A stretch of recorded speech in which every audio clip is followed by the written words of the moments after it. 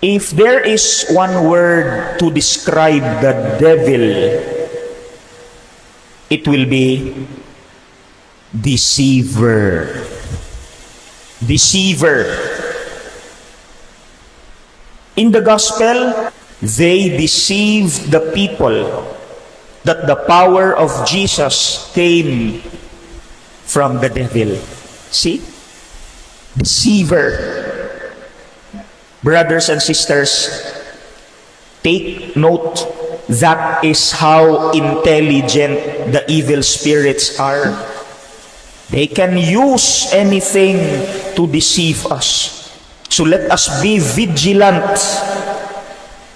They can use even our achievements, our positions, our social status, our professions, our money, in order for us not to focus on the more important, which are internal values, attitudes, more than profession, more than title, money, riches, wealth, whatever. Internal, not external. The more important thing is the internal.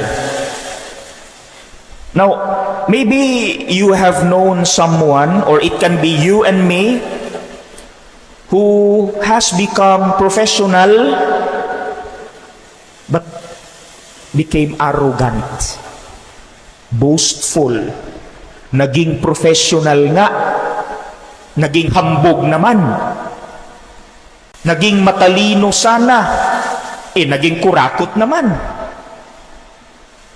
Sayang. One has become rich from scratch, from rags to riches. Pero what happened? Naging greedy, selfish. That's it. The devil can use our achievements, our wealth, in order for us not to focus on the internal values, which is more important than anything else. So let me have this one line. I hope we will not forget this. Remember, you may tell your children who are also professionals, maybe may mga anak na kayong mga professionals na, mga degree holders, please tell them this. It is not what we acquire in life that is important.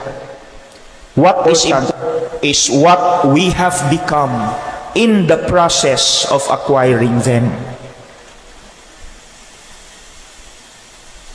It is not what we acquire in life that is important.